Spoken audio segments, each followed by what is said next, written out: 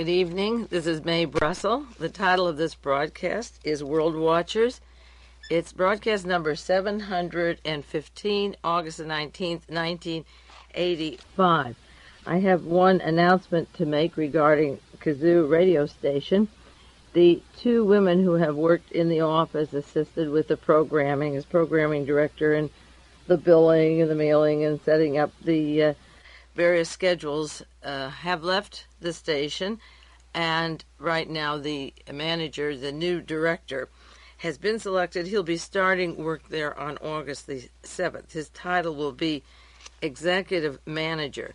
The man who's been hired by the board of Kazoo, his name is Ron Paul, P-A-U-L. He was formerly third in command of the Navy Postgraduate School here on the Monterey Peninsula. That is the creme de la creme of the military Navy, and this is a very important place here. All the top Navy, of course, come here, and many retire here. It's for advanced training when they finish Annapolis and other colleges to get in the technical skills of whatever it takes to make war. And there are many quotations of meetings they have there of the highest of the country along those lines. He is retired. He was formerly third in command of the Navy Postgraduate School, and he's coming to a small listener-sponsored radio station, Kazoo, in Pacific Grove, California, and will be known as the Executive Manager. I hope that World Watchers will continue on that station. I hope the station continues and doesn't just close up. But I thought I should mention it to you because those changes are significant, and I don't have to say any more. There are differences of opinion between Mae Brussel and the military, obviously. I think the military should defend this country. I do not look forward to World War III, and I believe that many people in the military and in private life have been doing things that are really equal to treason, that are not in the best interest of the way this country was set up. So when you're high in command, I know that there have to be a lot of differences because there's a lot of people, just ordinary sailors around, who don't like Mae Brussel and the kind of things she's talking about, or veterans from Vietnam who've expressed the opinion. And I'm not anti-war, but I have my strong opinions on those things. So I hope World Watchers is on Kazoo, but I want to tell you that this change has taken place, and we'll see what it brings. Now, I did promise to do some more on Simon Wiesenthal. I've had a lot of articles, a lot of information about him over the years. I've observed the things that the Wiesenthal Center's been doing and saying, and a lot of what they haven't been doing and saying, which is equally important. But I got into Wiesenthal more seriously to share information with you after he so easily accepted the findings of Romeo Tuma, the chief of police in Brazil, the federal police who ran the equivalent of the death squads and the tool of the military dictators for so long, and also hindered the extradition of a Mr. Wagner. I'll do more on that. I've done some already. And the day that they said they found Joseph Mengele, Simon Wiesenthal, you recall, said, I'm skeptical. And then the second day, by June the 7th, he said, I'm more likely to believe it. And then he fell right in line that that body was Joseph Mengele, and I don't believe for a minute it is. And I'll get back to the evidence that they used to come to that conclusion and the people involved in it. But in the meantime, I want to do part 3 just on Simon Wiesenthal. I did 2 broadcasts, one July 22nd, numbered 711, on special favors he got in Poland through the war years, and then July 29th, another section on Simon Wiesenthal, tape 712, some more special favors that he got. And then when he left the Army, he went into, he left the concentration camp, went into the U.S. Army, then the OSS and the Counterintelligence Corps, and worked for them, and then set up his centers, which have been very effective in not getting the members of the Odessa, the network of Nazis that do in fact exist. As a matter of fact, CNN cable news broadcasting is advertising the Life magazine series on Nazism in World War II. And they had a segment showing Hitler's top people, Mr. Himmler and Goebbels and Goering. And then in the advertisement they said, did Nazism die with Hitler, or is it waiting to emerge again? So they're asking that question on television. They know the answer. Ted Turner's Broadcasting and Life magazine know that answer, and they're planting that idea. Yes, they could, and that's the way it runs. Now, the Simon Wiesenthal Center issues their reports quarterly. Summer of 1985, the Mengele case was just coming to a conclusion, and the title of their membership report was A Special Update, the Mengele Case. And it says, as they're going to press, we don't know in fact if it was Mengele. The center dispatched an expert team of forensic scientists led by Dr. Clyde Snow of Oklahoma, along with our complete Mengele dossier to San Paulo. But the central question remains, why now, after all these years? He lived peacefully, little trouble, for 3 decades in South America. Then his bulletin says, he escaped justice because no one cared. No one was searching except Simon Wiesenthal. For nearly 40 years, the Nazi hunter stood a lonely and frustrating vigil. That's his bulletin, making out that he is the one who alone was looking for them. And as of 1983, I had contacted the Wiesenthal Center, or tried to, with the fact that money from DeLorean's cocaine, that cash that bought that cocaine that was in the hotel room, was allegedly from Klaus Barbie and was put in the bank account of Joseph Mengele. And it was only, as I have said many times, that he became very open about looking for Mengele when the tracks went to Fritz Steinecker, the attorney who was in Zurich. And then all of a sudden a team was put in, including Mr. Simon Wiesenthal, to close the door, not open the door when the trail got very hot. But you can't influence the world on this. His bulletin is sent all over to multimillionaires around this country and up in Canada and so forth, and in Europe. And he says that he had the lonely vigil. So we'll continue now on some points, just a few on asking the question, who is Simon Wiesenthal? And leaving off in 1945, the war was over in May 45, and within about 6 weeks, 4 to 6 weeks, he was working for the U.S. Army.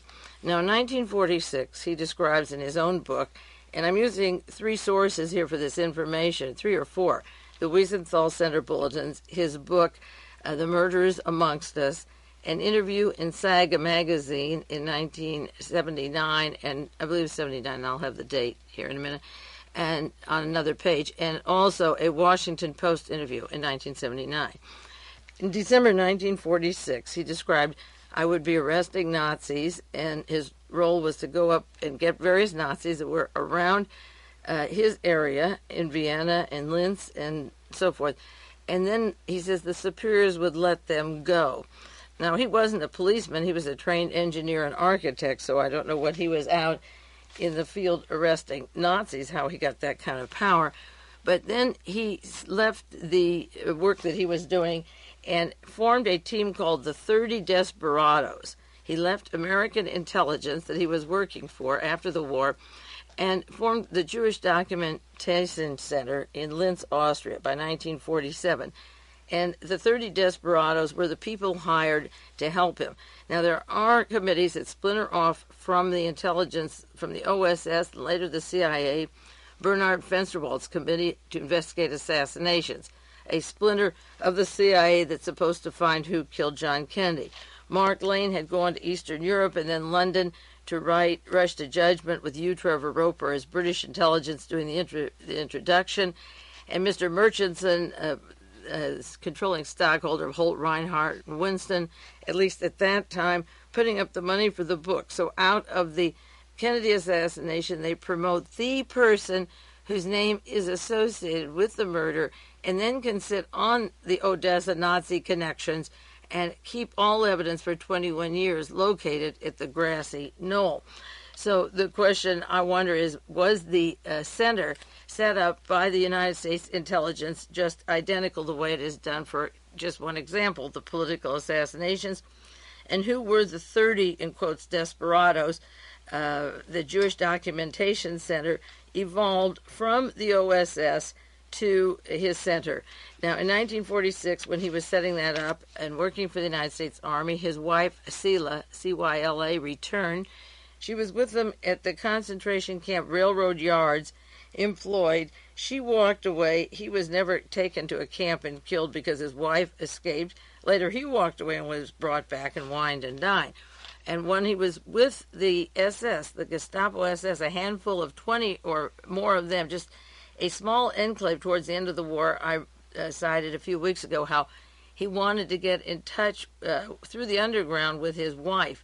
Now, working with the SS Gestapo at that time, certainly that would jeopardize the people who had her and would jeopardize him trying to contact her. And how would he have any inkling, after all that was going on, by early 45, before the war was over, he was trying to send messages. They were near each other. Well, she was living in Krakow, Poland. She returned. They had a daughter, and they lived happily ever after. I think she passed away not too long ago.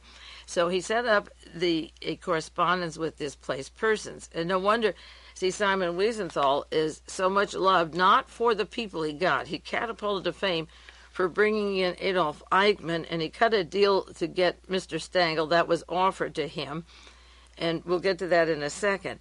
But he found people who belonged to other people or told them where their loved ones had gone or deceased, and he became beloved to them because instead of going for the Odessa, just as his bulletin says, only one man for 40 years held that vigil for Joseph Mengele, he was working with displaced people and 200,000 survivors of the camps.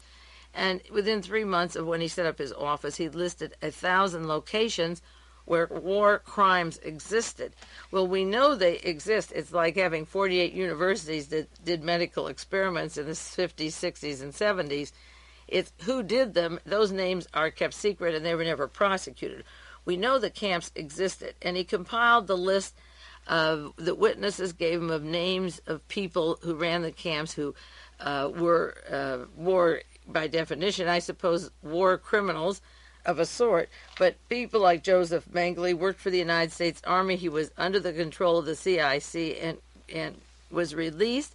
Klaus Barbie was under the control of young officer Henry Kissinger, and Kissinger under Fritz Kramer, and he was released. He worked for the Army and then was sent down to South America, as was Mengele. And Fritz Kramer was taken out of the Dachau prison, and never a trace of him since. Hitler's General Fritz Kramer, who I think is the one running our plans in the Pentagon, although in quotes retired, and with Daniel Graham of Star Wars. We still can't prove or disprove that, but that one disappeared from the face of the earth. But Mr. Piper, Joachim Piper, and Sepp Dietrich, and Otto Skorzeny, all the Odessa men that worked with Martin Bormann out of Madrid and down to South America were gone from Europe, and a handful of them are at the Nuremberg trial. And so while he's collecting names of witnesses who saw guards that were cruel, the duplication of the system can be done because the geniuses are out alive. Now, I don't believe for a moment that Rudolf Hess is in Spandau prison, and after he flew to England, there are many routes he could have taken, but Hess was the genius behind Hitler. He is supposed to have been the one who wrote Mein Kampf while with Hitler in jail, the man who could so well state the goals, and he set up all the South American connections where the top Gestapo, with the aid of the Vatican and our intelligence community, sent them. Wiesenthal describes in 1946, and a few years later, the Cold War began, and then Germany became a prize, that they were on our side. We weren't enemies, and of course this was going on during the entire war. Just read Trading with the Enemy or America Swastika, the two books by Charles Hyam. And the interest in the Nazis dwindled. He describes how the interest had dwindled and people weren't interested anymore. So his documentation center in 1947 was working. He helped release two Nazis, Sturmführers. One was a Mr. Beck in 1947. He went to the trials and said that they should be free. These ex-Nazis are not a problem. And an SS officer, Werner Schmidt, S-C-H-M-I-D-T, an officer he knew at the Ostbahn Railroad Works. He also was in contact with a Rudolf Kastner, and later he found out that even though Kastner was a Jew, the Israeli Supreme Court of Wartime Collaboration named him as a collaborator with the Nazi SS. Of course, the importance of Skorzeny and Kramer and Piper and Dietrich getting off is that they worked with Hans Ulrich Rudel, another top Nazi and the head of the Luftwaffe, who wasn't on any list of Simon Wiesenthal, and Rudel and SS Karl Wolff, and I'll list over and over again the biggies that worked with Allen Dulles, William Donovan, Heinrich Himmler, and the Vatican, and they got off. Now, in 1954, Wiesenthal writes about his interest in the denazification and how nobody else is interested in it, and therefore he closes his center. It didn't run very long. Denazification wasn't in, anti-Russian was in, and he seemed to go full swing with the Cold War, and today that center is talking about Mr. Wallenberg and the Soviet Union as being the number one problem in the world. This is before Mengele was even tucked away in San Paulo, even as a story. So his center closed there, and he began to increase his work with displaced people, and the interest now, as I say, was in Soviet Union. In 1954, as he scrapped all his work and his helpers went away, his 30 desperados, he closed his center, and he only kept one file there. He gave the rest to Israel, and Israel wasn't interested in any of these things, and there's documentation that they never were interested in Joseph Mengele and knew where he was all the time. He kept one file, Adolf Eichmann. Now, this is like getting one part in Gone with the Wind or catapulting to fame in one thing. The Adolf Eichmann case, which documentation proves he did very little to do the Mossad did, but it catapulted him to that place where Wiesenthal became synonymous with being a great Nazi catcher, and he kept the Eichmann file and gave the rest to Israel. Now, interestingly enough, Otto von Bolschwing, described in various books that Death's Head, not too many, but some of them, was Eichmann's superior. He came to this country, worked for Warner Lambert, and Elmer Bobst helped put Richard Nixon into office. He set up his corporation, TCI, in Palo Alto. On the board were the Gettys and a who's who of the military defense, and then the secretary was Helene von Dahm for Ronald Reagan. So the Odessa Network was working through Philco Ford, Stanford Research, the multinationals in the Bay Area, in San Francisco and Sacramento, where the power is, that were able to put Nixon and Reagan into the presidency through various assassinations, and Eichmann was the star of the Academy Award of Simon Wiesenthal that put him to fame.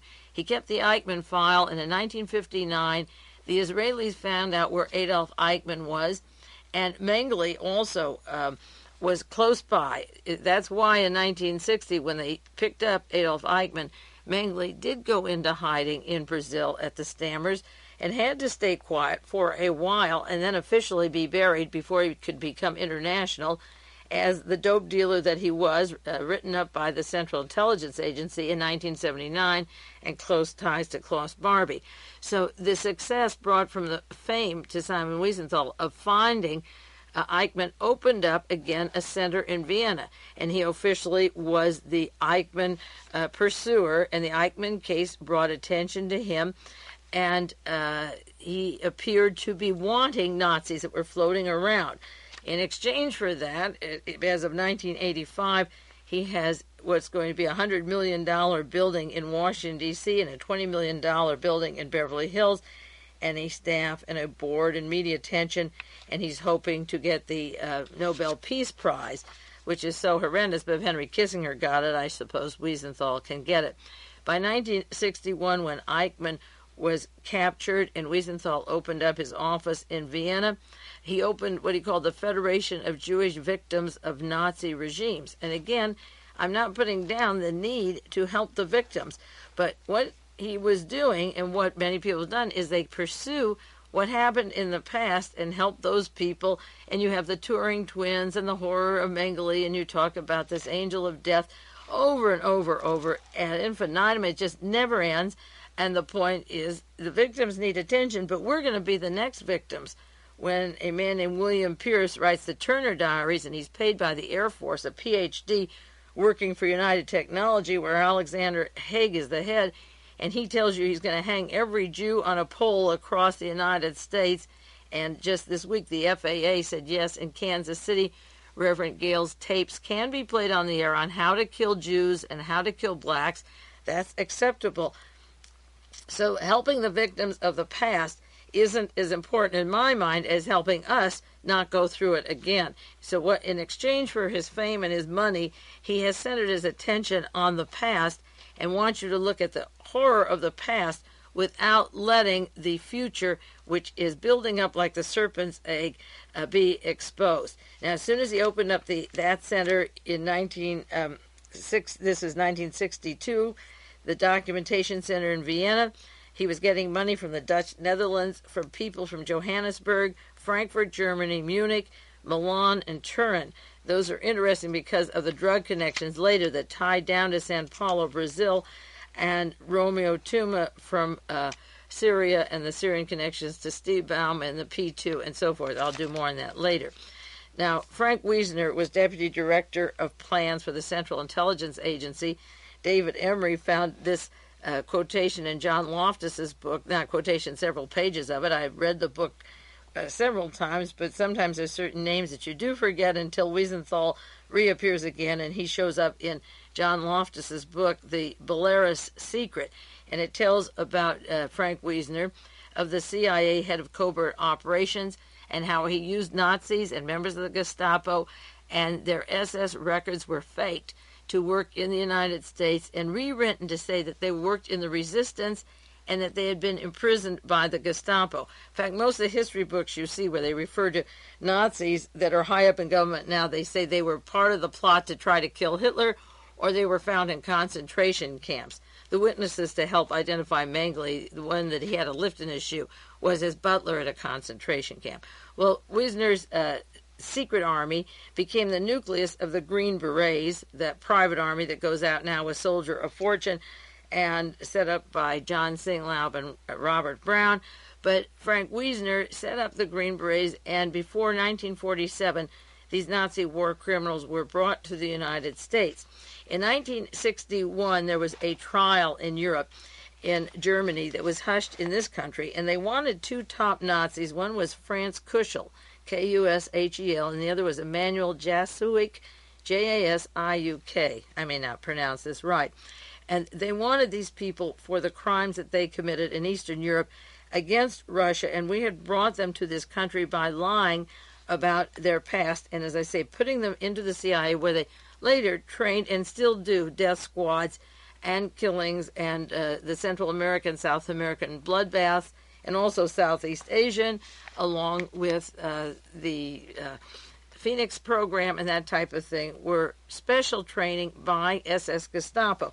But in the book, The Belarus Secret, by John Loftus, he tells about a Yiddish newspaper in New York having an article about these two men and giving the account of the trial in the Soviet Union and how they participated in atrocities and at the death camp in Belarus.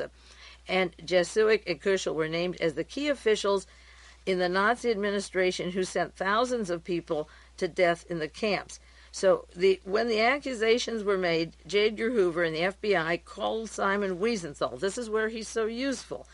And they said the noted Nazi hunter who had warned that these charges would be a communist Cold War tactic to intimidate the emigre community. Wiesenthal has always protected Reinhard Gehlen, the paperclip scientist. I'll rattle them off for you and give you names of them. He thought that telling these people who were killing Russians, see, it's okay to kill Russians, but you're not supposed to kill Jews. And if they had mass murders of Russians, this was Cold War, and he defended what is called the emigre community, were nothing but Gestapo killers. So the FBI dropped any investigation into these people, and said for all purposes they were ignored. Then later the FBI had known the entire history of the Belarusian Nazi government since the 1950s. They knew that Kushel and Jasuik were two of the most important war criminals in the United States. This is from the Belarus Secret.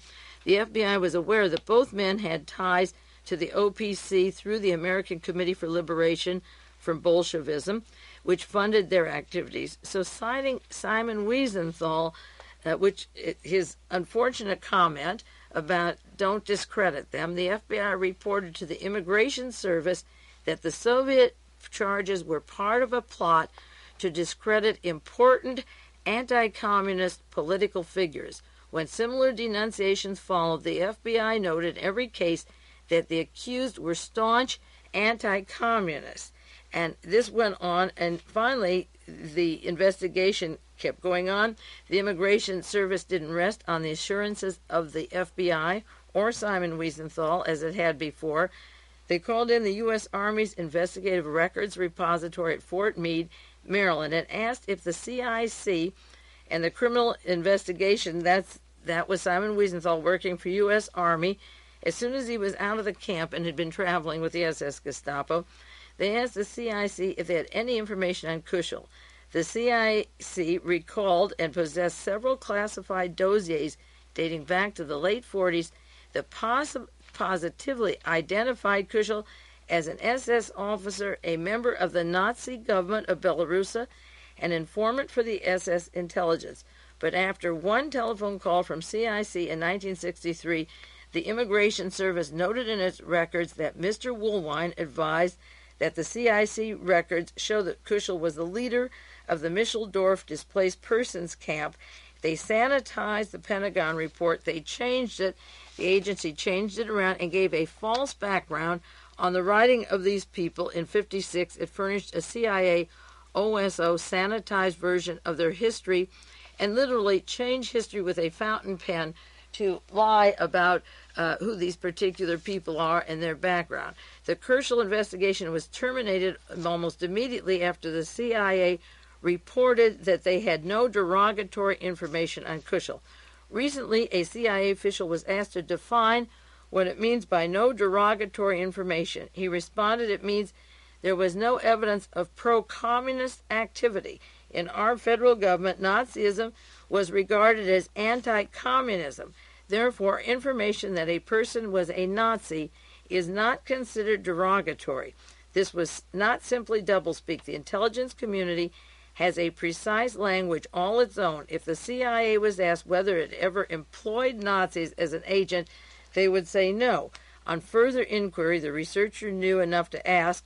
He would discover that an employee does not include someone employed by a CIA front organization, and an agent does not include people who worked for Wiesner's guerrilla forces because they weren't on the United States government payroll.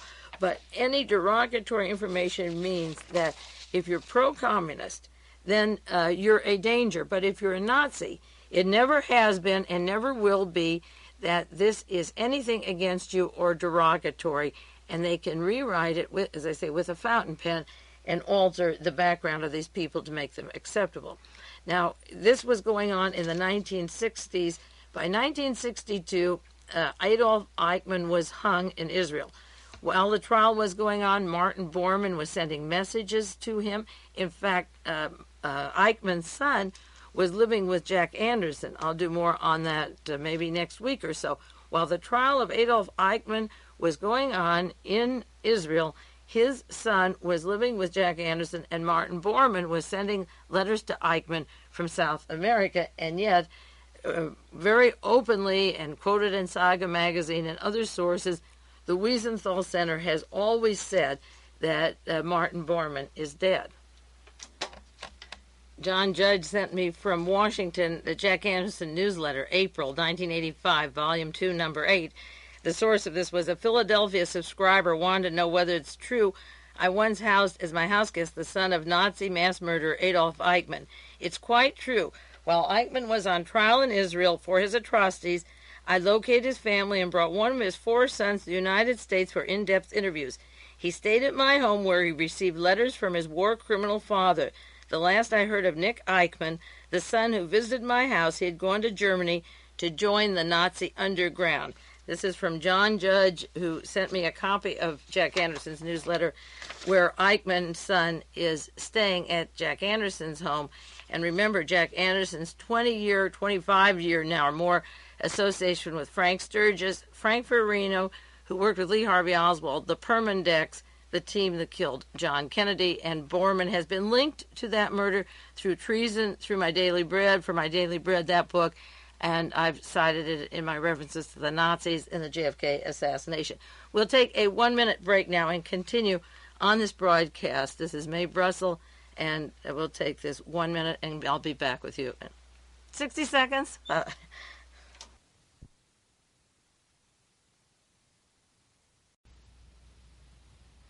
This is Mae Brussel. It's part 2 of World Watchers, broadcast number 715. And the 60 seconds go fast. Okay, now back to the strange case of Simon Wiesenthal, the chronology of Wiesenthal. Incidentally, the man who wrote The Belarus Secret, who cited Wiesenthal as working for the FBI and the CIA in covering up the top Nazis, Franz Kuschel and Emanuel Jasowicz, who were being tried in absentia in the Soviet Union for their war atrocities. John Loftus is the same gentleman who was on national television the evening of June 22nd after the decision, including the Simon Wiesenthal Center, that body buried in 1979 was Joseph Mengele. And Mr. Loftus, who worked for the Justice Department as an attorney in Boston, said that no scientific evidence used to identify any body was used in this case. He gave the 4 ways that they were totally ignored, with dental records, medical records, photographs, actual physical evidence. They didn't use any single one of those to say it was Joseph Mengele. And the first person on the bandwagon, day 2, confirming it was and offering some information that was absolutely of no value but was included in it, was Simon Wiesenthal. And that's why, as I say, I'm doing this work on him now to share with you. Now, there was an interview in Saga magazine I mentioned before. The date was 1976, September 76, an interview with Simon Wiesenthal, and that's where they said, asked him, another famous Nazi criminal, Martin Bormann, was never captured. And he said, no one was closer to Bormann than Wiesenthal, the skeleton. He's saying, no one is closer. The skeleton dug up in 1974 and identified Bormann has finally closed my files on him. The case is now shut and in the archives. My file. A man from Wall Street Journal, Mr. Paul Manning, can write Nazi, Martin Bormann, Nazi in exile, but Jew Wiesenthal, he's closed his file for his purposes. So you have to say, well, what are his purposes? In 1976, he closed that, and that was the flimsiest case, and the fake burial and so forth has been exposed ever since. But Wiesenthal doesn't change his mind, and like that song in Evita, the money keeps rolling in. Now, in Saga magazine, he describes in 1976 a funeral in Linz where he was had his office just a couple of blocks from couple of houses, from Eichmann's home in Linz in Austria. And there was a funeral. Eichmann's father passed away, and Wiesenthal had located Mrs. Eichmann and her 3 children and a man living in Buenos Aires, Argentina, and he thought maybe that Eichmann would come to his father's funeral. So he hired 2 professional photographers to go to the funeral and take pictures of all the people at the grave ceremony, and he thought that he might be recognized there. So he had someone take the pictures, and then they took the microscopic, looked at these pictures for every detail of the face and studied them with the magnifying glass, not a microscope, a magnifying glass, and studied them to see if he had attended his father's funeral. Now, in 1976, he's giving this lengthy account of how careful he was to try to locate Adolf Eichmann. But you remember the account that Joseph Mengele went to his father's funeral, but the cameras weren't there.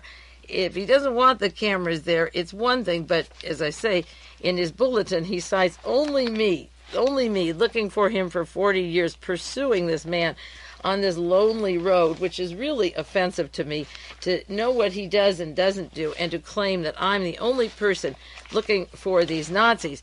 There was a funeral in Germany, in Günzburg, Germany, and he did go to that funeral. Now, incidentally and interestingly, Petra Kelly from the German Green Party has been linked or associated with various Nazis. That subject came up on David Emery Niptuck's program up north about Petra Kelly. There was an article in the London Observer, June 23rd, 1985, which is very interesting. It says the German Green MP Petra Kelly has asked Cardinal Joseph Hofner of Cologne to clear up rumors that Joseph Mengele was hiding in a convent in his hometown of Günzburg during his 1959 visit to attend his father's funeral. Kelly, who comes from Günzburg, the same town as the Mengele family, told the London Observer yesterday, everybody in town talks about how Mengele attended his father's funeral, but only among themselves. She said the two nuns at the convent girls' school, the English Institute, told her when she was campaigning in the 1983 elections that a man had stayed there and they thought it was Mengele. Kelly comes from a Catholic family, said one of the nuns is now dead and she would not reveal the identity of the other one, but she knew both of them well. The nuns at the convent dismissed the story as nonsense, but Kelly said she was told by a number of people in town, we saw him at the funeral. An old journalist has told her there ought to be photos in the archives of the local newspaper, the Günzburger Zeitung, showing a man in a camel coat standing somewhat back from the grave. The whole town is rather reactionary, Kelly said, and is dependent on the Mengele family firm for its existence. Prompted by the planned visit to West Germany by Paraguayan dictator Alfredo Stroessner, who at one time sheltered Mengele, she asked the Bonn government if it knew about the reports of the fugitives' visit to Günzburg. And Cardinal Hofner was very evasive, and she had been at that school and had studied there and came from that town of Günzburg, and everyone there knew that he was there in a particular coat in their pictures. So they very vigilant. Simon Wiesenthal wasn't too interested in pursuing the Mengele story, just the Adolf Eichmann, and then all the other records were away. But when Mengele became big and linked to Klaus Barbie and the cocaine traffic, and DeLorean, in comes Wiesenthal and gets on the bandwagon to at least close the case if he didn't ever open the Mengele case. Now, 1963, the story of the Diary of Anne Frank came out, and there were demonstrations when the play opened up in Vienna saying there was no such person and it wasn't true. So Simon Wiesenthal was very proud of himself because he discovered that the policeman, the member of the Gestapo who came in and took the whole family off to the concentration camp where they all died except for the father, they were taken from Amsterdam in 1944. The man who did that is now on the Vienna police force. Well, 1963 is a long time ago. We're talking about 22 years ago. But Simon Wiesenthal identified him. Now, he stayed on the police force. He took them all to the camp. They all died. But he was very proud to show that he had located the man. Well, so what? He's still a policeman. This SS Gestapo in Vienna, our ambassador Helene von Dahm, the translator for Otto von Bolschwing, was placed as ambassador to Vienna, and the police force there are the people who routed up and took these Jews off to their death. Now, in 1966, something interesting happened, and I referred to Wiesenthal as cutting a deal. And this may help explain his early background with the OSS and later with these organizations, makes it very clear in my mind who and what he is and what he's doing. But in 1966, I'm reading a quotation from the Washington Post, printed in 1979, April the 1st. He said he had his documentation center opened again because the Eichmann case brought fame to Wiesenthal and renewed interest elsewhere. After his center was opened, he got information and tips on Nazis. He wasn't out getting it. Somebody came to him.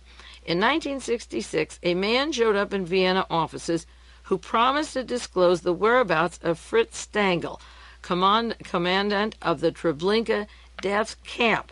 Now, Stangl ran the death camp at Treblinka, but over him was SS Karl Wolff, who was flying between Treblinka and Bern, Switzerland, to be with Alan Dulles and William Donovan of the OSS cutting deals for after the war, and Stengel wasn't even recognized or put in through any trials or anything for a while. He escaped. We'll go more on that later, and so was Karl Wolff, out free. The men who ran Treblinka were working with our intelligence establishment. Somebody comes to Wiesenthal and said, I'll tell you where Stengel is. If Wiesenthal promised never to try and identify or track the man down who is standing before him, and he would give him, he asked for $25,000. Wiesenthal said, what do you want? The man asked him, Stengel, do you want Stengel to escalate? Again, I have Eichmann. You can have Stengel. I'll tell you where he is. Wiesenthal wasn't doing the job. Do you want Stengel or morality? The man asked. And Wiesenthal signed a pledge on both conditions. He offered $7,000. In 1967, a year later, Stengel was arrested in Brazil, in Sao Paulo, Brazil, by Romeo Tuma. He was sent to Germany. He never stood trial. He had a suicide in jail, so he never did stand trial. He was arrested by Romeo Tuma, the same man who's to dig up the Mengele bodies later. And then a man showed up to Wiesenthal's office with Wiesenthal's signature on a piece of paper, and he paid him the money to the anonymous informer. And the point is, who was the Nazi? In Wiesenthal's own book, this is from the Washington Post, in his own book, I'll read you the quotation about the persons that came to him and offered Stengel. This is a deal, who was the SS Gestapo, because the Nazis around Stengel were even higher, like SS Karl Wolff and Mr. Wagner. And the Washington Post article says the hunt for Stengel eventually led to the discovery of his deputy, Gustav Wagner, in Sao Paulo, Brazil, in 1980. Now, Wagner was discovered, and 4 countries wanted extradition for him. Stengel died in a jail in Germany. And Romeo Tuma and the Brazilian government falsified the papers of Wagner, and Simon Wiesenthal knew that. They lied on the papers about Wagner and would not extradite him. So when 1985 comes around and Simon Wiesenthal is offering material that is of no value, but they use it anyway on the hip story, and the identification, which is not based by real x-rays of teeth or anything else, he's throwing in this stuff to help Romeo Tuma, the police chief from Sao Paulo, Brazil, the federal police, who formerly, and up till the hour of the military dictatorship, when the president-elect was murdered and he was reappointed by President Sarney, he has covered all these Nazis and is heavy in Sao Paulo in the narcotics traffic. And Tommaso Bussato was sent to Italy, where he spilled the beans, unlike the mafia, because a member of his family had been killed, and was making the Syrian connections of narcotics traffic to Sao Paulo, Brazil. And Romeo Tuma is from Syria, and it links to Henry Arsan and the P2 and the various Nazi guns, narcotics triangle that goes on throughout the world and had a big center down in Brazil. So after he gets a tip to take Fritz Stengel, he uses it. He's sent to Germany, as I say. He's arrested by the Brazilian police. And whatever deal he was, we know, and I know, that the secrets of Martin Bormann and Joseph Mengele, when Bormann's body, in quotes, appears in 74, he says, yeah, that's him. He's been long dead, even though he writes about him earlier as if he's alive. And all the top Nazis, Hans Ulrich Rudel, the head of the Luftwaffe, is flying back and forth to Germany, and he has the name of Hans Sattelmeyer, the money man for Joseph Mengele, among his identifications when he dies, and there were more links than that to him. So Wiesenthal covers that up. Now, Wiesenthal writes in The Murders Among Us about Stengel and his experiences. The book he wrote was before Stengel was picked up and taken to Germany, and he tells how he worked with the Gestapo, and then he went down to South America. He went to Syria and lived there for a long time, and Damascus, and then he worked for the Volkswagen factory in Sao Paulo, Brazil. And Stengel is well known for his work in the Volkswagen area in Brazil. Now, the article I cited not too long ago from the Washington Post, March 31st, 1985, titled Brazilian Banking Regime Crumbles, and it's about Mr. Garnero, Maria Bernardo Garnero, and how the government of President-elect Tancredo Neves replaced a 21-year-old military administration with a democracy that was supposed to come in March of 85, and he said that that government was unable to account for billions of dollars, missing state funds, and Neves had called the financial corruption one of the most hated symbols of the abuse of power, and centered in on Mr. Garnero, who works with George Shultz, Henry Kissinger. Kissinger Associates is now representing Brazil now that Mr. Neves died after his 7 surgeries that were outright murder. And he was investigating particularly the money of Mr. Garnero linked to William Simon, a Knight of Malta, to Bechtel Corporation, and so forth. Well, the Washington Post has a story about the Justice Ministry. This was in March, just at the time when Neves was dying, just about dead. He was supposed to be sworn in on, I believe, the 14th. The Justice Ministry has issued a restraining order freezing the assets of Garnero and 10 Brazil Invest advisors, and it lists those advisors and the president of Brazil's International Airline and of the Volkswagen's Brazilian subsidiary. In the same article, it tells about Mr. Garnero, who's wanted for billions of dollars of flight capital out of Brazil. He's a tireless promoter whose fortune was launched by his former wife's 22% stake in Volkswagen's Brazilian subsidiary. Garnero earned a seat on the car company's board and eventually amassed a fortune of $52 million. I've done some broadcasts on this scandal, but this man has, Mr. Garnero, $52 million in the Volkswagen subsidiary in Brazil through his wife's holdings and his that grew up in Brazil. And, of course, Mr. Fritz Stangl was employed in Sao Paulo with the Volkswagen, and this was a nest of Nazi spies documented in other books that assembled in Sao Paulo, Brazil.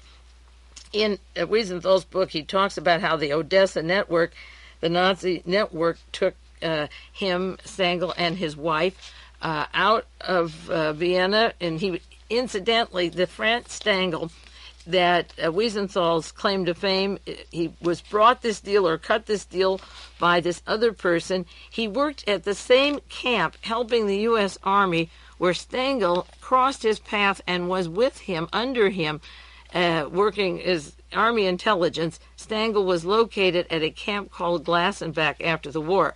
And Wiesenthal describes how the Nazis were treated. They were well-fed, sunburned, had a pleasant life. They were high-ranking Nazis. Their wives were there. And Stangl was transferred from Camp Glassenbach, where Wiesenthal was working at the time, to a regular prison in Linz, Vienna. Stangl was a former police officer, and he wasn't just a police officer at Treblinka. He was one of the men that worked in the Castle Hartheim, Hartheim. That was the Nazi training place for scientifically learning how to murder, where they'd give pieces of gas or a little bit of gas, and they'd photograph people in stages of dying and send it to Berlin to see what was the quickest and most efficient to get rid of people. Stangl worked at this castle. Then he walked away from there in May 1948. His family was found by Wiesenthal, the wife and daughters. She was employed by the American Library in Vienna, by the military. In 1948, she got her paychecks from the United States money. Then the Odessa with Otto Skorzeny, who walked away from the prison where Kissinger had helped out, set up his Odessa and got him from to Syria, and then down in South America where they work with the whole network of Nazis that I've referred to over and over again. Now, the Syrian consulate was located in Bern, Switzerland, where Franz Stangl had run Treblinka, SS Karl Wolff had run Treblinka, Alan Dulles had his offices set up with the OSS, and Mrs. Stangl goes to Bern and picks up her passport, and then they leave Damascus, Syria, and go down to Sao Paulo. But interestingly enough, the very person who was offered to Wiesenthal for a fee if he wouldn't be arrested, the deal that he cut, had been at the camp where Wiesenthal was in charge of him while working for the American intelligence. So in 1968, they discovered Gustav Wagner. This was at the birthday party for Adolf Hitler in April, and he was photographed. Wagner went to the police department. I've had that on the air many times, and was protected and never was extradited.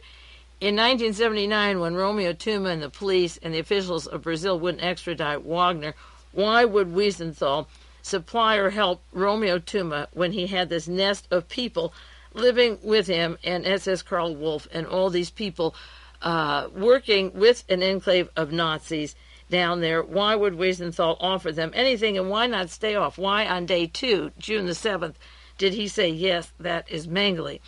Now, in the Washington Post story, again, citing April the 1st, 1979, pardon me, it goes into the budget of Wiesenthal in 1979 and said virtually all the money for his foundation came from Holland, from 90% Dutch Gentiles, and it was identified as the Shell, which is Prince Bernhard, who worked for the Waffen-SS, who was part of the IG Farben Corporation, married Queen Juliana, betrayed the resistance movement in Holland, and sat on it, and his name has been mentioned in one book, but his record is one of Waffen-SS and Gestapo, formed the Bilderbergers later to slice up the rest of the world. So Klaus Barbie, who worked with the CIC, the same criminal investigation corps that Wiesenthal worked for after the war, Henry Kissinger was in charge of them, was crushing all resistance and killing the resistance, and the people who fought Nazism through France, and Prince Bernhard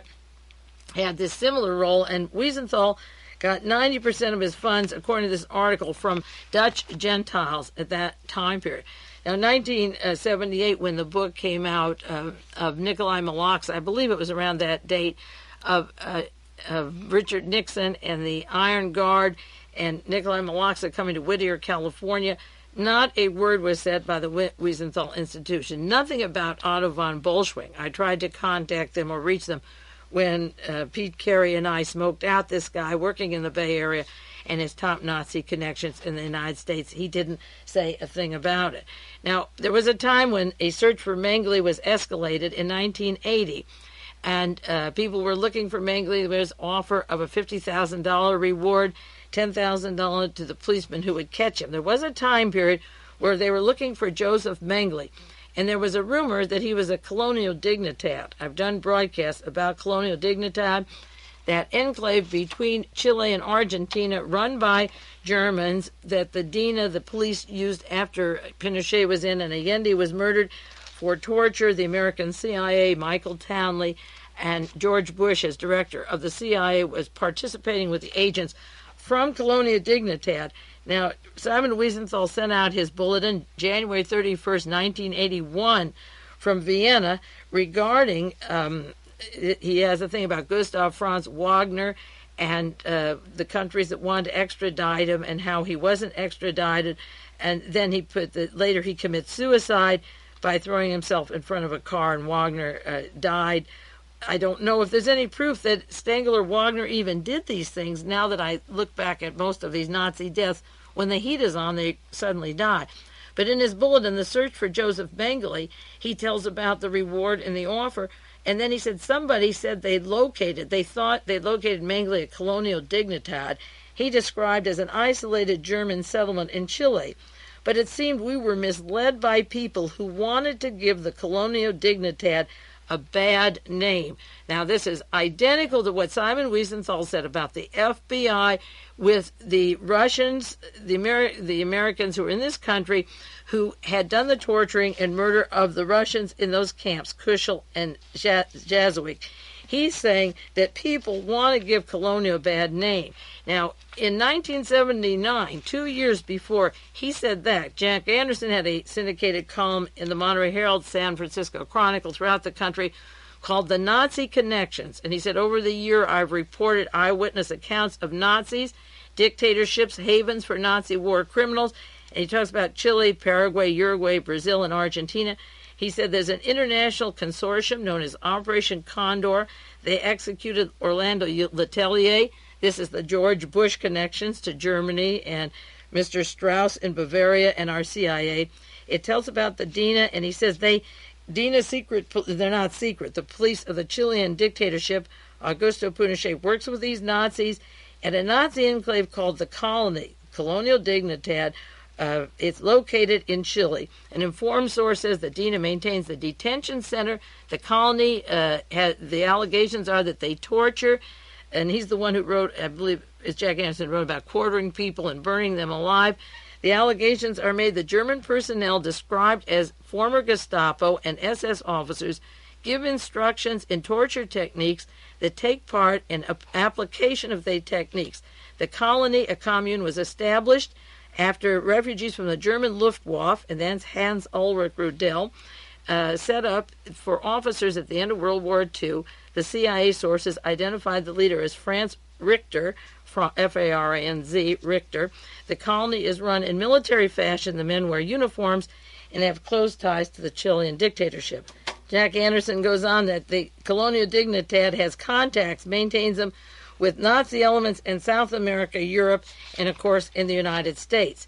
Now, on World Watchers back in 1979, in April and May, programs 385, 386, and 387, I go into detail of Colonial Dignidad and the Nazi connections and fascism. This is 2 years before Simon Wiesenthal is saying that to suggest Mengele is down at Colonial is to give Colonial a bad name. You can look up these references to Colonial Dignidad on my program, and I cited Aftermath, where Ladislas Farrago on page 466 refers to Nazi war criminal Martin Bormann, moved to Chile and stayed at Colonial Dignidad during the early 60s.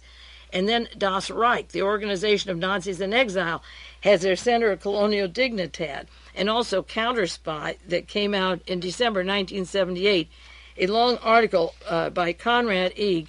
Now, all of this was out 1 and 2 years before he said that we're giving it a bad name. And keep in mind, in 1979 and also in 1981, Heritage, a Los Angeles newspaper, referred to the fact that Simon Wiesenthal had 80% of his funds from a Dutch SS officer, Prince Bernhard. 80% came from Prince Bernhard. This was cited in 1981 in the LA Heritage, that the Dutch monarchy, Royal Dutch Shell, non-Jewish, were funding Simon Wiesenthal.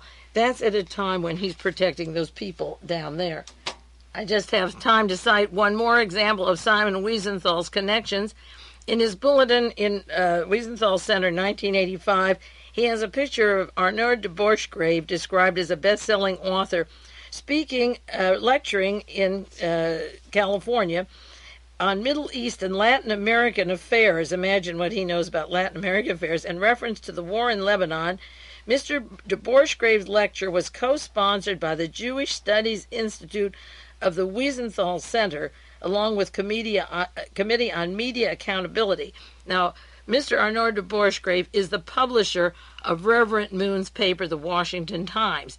Just this past week, August 7th and 8th, and I will put them on the air soon, I detailed every word of the articles by Jonathan Whitney that I mentioned last week about the relationship of Francesco Pazienza of working for the CIA and for SISMI, sees me, the initials for the Italian military intelligence, not just the intelligence like our CIA, the Defense Intelligence Agency of Italy, working with Michael Ledeen, the well-known media propagandist, and how Ledeen co-authored with Arnaud de Borchgrave material about Billy Carter, and they sent a person from Italian intelligence with a tape recorder to link Billy Carter to Mr. Habash and the PLO, so that, of course, Ronald Reagan would get the Jewish vote. All of this published by Ledeen in Washington Quarterly, a magazine put out by the Heritage Foundation, the Mellons, and the people that have set up all the right-wing policies of Ronald Reagan. And de Borchgrave working with Ledeen, who was working and is in the Defense Department and State Department under Alexander Haig, whose mentor, again, is that notorious Fritz Kramer, going back to the Dachau trials, and Adolf Hitler's team of Skorzeny, Barbie, and the gang Hess and Bormann that all got away. So a guest at the Wiesenthal Center talking about these studies is de Borchgrave. Now, incidentally, David Emery had asked me about information about Reverend Moon, the KCIA, and the CIA, and I pulled out for him a reference from Toronto paper reprinted in the San Francisco Chronicle by Mark Gain in 1979, how the Reverend Moon was set up, the Reverend Sun Ming Moon of the famous Moonies, and the United States came to town. He was set up by Tongson Park, deeply involved with the KCIA and the CIA, and how he infiltrated into the Washington scene. Reverend Moon's being part of the CIA and the KCIA, and this article says the KCIA director, Kim Jong-il, set up Moon's Unification Church as a political tool, along with his front organization, the Korean Culture Freedom Foundation. So the KCIA and Reverend Moon are set up by a group whose purpose is to control every facet of life and form police states. And the editor of the Moon paper is brought to the United States. Not the editor. The editor was Arnaud de Bourchgrave. He has been a journalist for Newsweek and has used his bona fide with Robert Moss for violent anti-Soviet work, known throughout the media for his slanted news, his outright lies. But as late as 1985, with de Bourchgrave's record, and I think when Wiesenthal got this out, I wasn't sure if he was editor at the time, but de Bourchgrave's background was well known as a propagandist, and also the trials in Italy going on since 1979. By 1981 and 82, they identified Michael Ledeen and Francisco Pazienza and Arnaud de Bourchgrave. This was going on several years ago, and he's a guest at the Wiesenthal Center speaking about information and affairs and references to correspondence and distortion of media. These people have not only distorted media, they've distorted history, all at our expense. Well, I don't have any more time. I'll update Wiesenthal over and over again, but I did want to get a little background more on him. So in other broadcasts, I'll keep including references to him that are appropriate. But in the meantime, our time is running out, so I'll be back with you next week. This is Mae Brussel, and keep sending the articles and books. Thank you very, very much, and I will thank you individually as time allows. Bye-bye.